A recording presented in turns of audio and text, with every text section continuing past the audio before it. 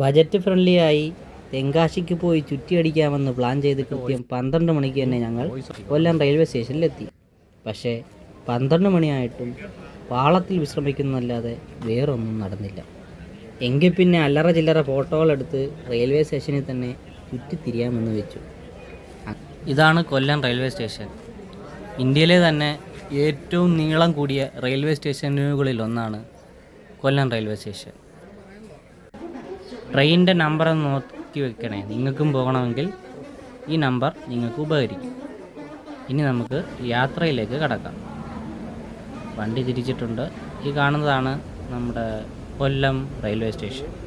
അങ്ങനെ കൊല്ലം റെയിൽവേ സ്റ്റേഷനോട് ഇനി പ്രത്യേകിച്ച് കാഴ്ചകളൊന്നുമില്ല. കൊല്ലത്തിൻ്റെ കാഴ്ചകൾ മാത്രമേ ഉള്ളൂ. ഇനി തെന്മല ആര്യങ്കാവ് ആ ഭാഗത്തോട്ട് പോകുമ്പോഴാണ് കാഴ്ചയുടെ ഭംഗി കൂടി വരുന്നത്. അങ്ങനെ കുറച്ച് നേരമൊക്കെ ആ വെളിയിൽ നിന്ന് കാഴ്ചകളൊക്കെ കണ്ടിട്ട് അകത്ത് കയറി വിശ്രമിക്കാമെന്ന് വിചാരിച്ചു.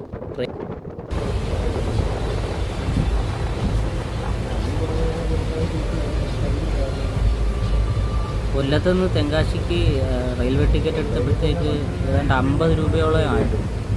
അത് മാത്രമല്ല, വണ്ടി മൊത്തം ഒഴിഞ്ഞിടക്കുക. ഇനി കുറച്ച് ദൃശ്യഭംഗിയിലേക്ക് വരാം. വളരെ ഭംഗിയുള്ള ഈ വ്യൂ ഒന്നും നമ്മൾ റോഡ് കൂടെ പോയാൽ കിട്ടത്തില്ല. കാരണം കൂടുതലും ബ്രിഡ്ജിൽ കൂടെയും മറ്റുമാണ് നമ്മുടെ സഞ്ചാരം.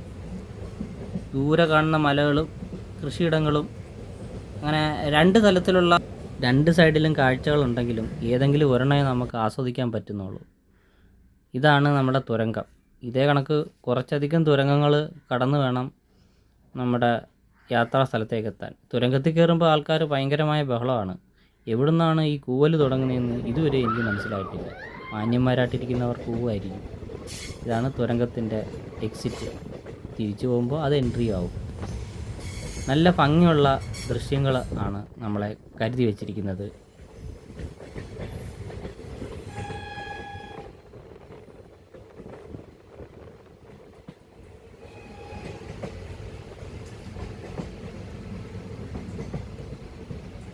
വരുന്ന ഓരോ കാഴ്ചകളും ഒന്നിനൊന്നിനും മെച്ചപ്പെട്ടതാണ്. ആ സ്ഥലത്തിൻ്റെ ഭംഗിയും നോക്കിയേ, എന്തു നല്ല ഭംഗിയാണ് ആ കാഴ്ചകൾക്ക്. അങ്ങ് ദൂരെ ആകാശം മുട്ടി നിൽക്കുന്ന കുറേ മലകളും കാണാം.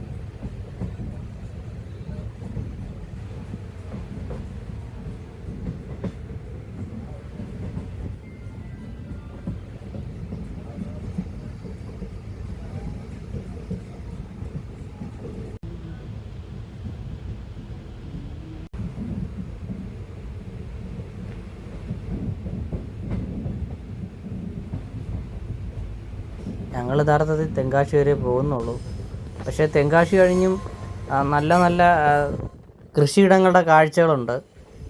പക്ഷേ അങ്ങോട്ട് പോയില്ലെങ്കിൽ, അങ്ങോട്ട് പോകാത്തത് കൊണ്ട് ആ കാഴ്ചകൾ നമ്മൾ മിസ് ചെയ്യുന്നുണ്ട്. ട്രെയിനിൽ വലിയ തിരക്കില്ലെന്നുള്ളതാണ് ഈ യാത്രയുടെ ഏറ്റവും വലിയ ഹൈലൈറ്റ്. വളരെ സുഖകരമായ യാത്ര ചെയ്യാം. ടിക്കറ്റും ബുക്ക് ചെയ്യേണ്ട. ഭംഗിയായ കാഴ്ചകളും കണ്ട് പയ്യെ യാത്ര ചെയ്യാം. ഇതിൻ്റെ ഇടയ്ക്ക് സ്ഥലങ്ങളിൽ നമുക്ക് ചെറിയ അരുവികൾ റോഡിനോട് ചേർന്ന് വരുന്ന ഈ കാഴ്ച തന്നെ ഉണ്ടല്ലേ, എന്തൊരു ഭംഗിയാണെന്ന് അറിയാമോ. റോഡിലൂടെ പോകുമ്പോൾ അത് ഫീൽ ചെയ്യത്തില്ല. ചിലപ്പോഴൊക്കെ നമ്മൾ ട്രെയിനിൽ പോകുമ്പോൾ റോഡിൽ നിന്ന് ട്രെയിനിനെ വീഡിയോ പകർത്തുന്ന പല ആൾക്കാരെയും കണ്ടു. മൊത്തത്തിൽ അവിടെ ഒരു കാഴ്ച തന്നെയാണ് ഒരുക്കി വച്ചിരിക്കുന്നത്. നമ്മൾ ഈ ട്രെയിനിൽ നിന്ന് ദൂരെ മലകൾ കാണുന്നെങ്കിലും നമ്മൾ യാത്ര ചെയ്യുന്നതും പല മലകൾ തുരന്ന് അതിലോടുള്ള യാത്രയാണ്. ഇതൊക്കെ പാറ പൊട്ടിച്ചുണ്ടാക്കിയ റെയിൽവേ ട്രാക്കുകളാണ്. പണ്ട് ബ്രിട്ടീഷുകാരുടെ കാലത്തെ തുടങ്ങി വെച്ച പണികളാണ്. മുന്നിലും പിന്നിലും ഓരോ ഡീസൽ എഞ്ചിൻ ഘടിപ്പിച്ചാണ് ഈ യാത്ര. അത് കയറ്റം കാരണമാണ് ഇങ്ങനെ ചെയ്തിരിക്കുന്നത്.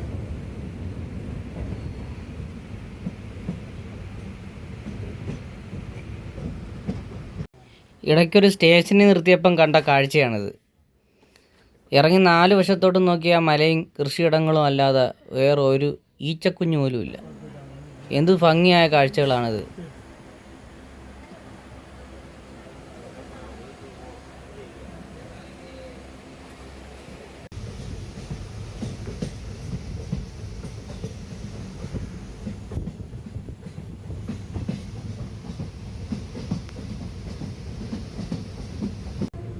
വനമേഖലയാണെങ്കിലും ചില വീടുകൾ നമ്മുടെ കണ്ണിലുടക്കുകയും ചെയ്യും.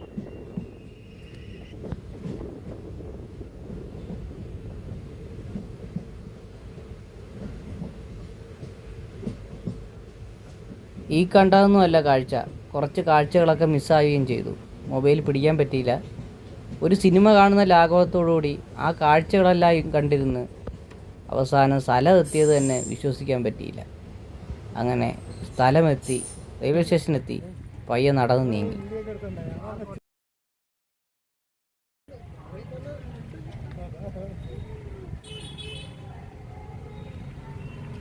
പല ആട്ടോക്കാരും സമീപിച്ചെങ്കിലും നമുക്ക് ഓട്ടോ യാത്ര ചെയ്യണ്ട, നടന്ന് തന്നെ പോകാമെന്ന് വിചാരിച്ചു.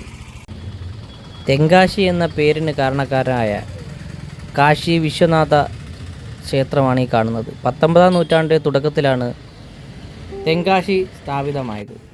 1384-ൽ വീരപാണ്ഡ്യൻ രാജാവിൻ്റെ കാലഘട്ടത്തിൽ ക്ഷേത്രത്തിൽ വേദങ്ങളും പുരാണങ്ങളും പാരായണം ചെയ്യുന്നതിനായി ബ്രാഹ്മണർക്ക് വീടും ഗ്രാമങ്ങളും സമ്മാനിച്ചതായി പരാമർശിക്കപ്പെടുന്നു.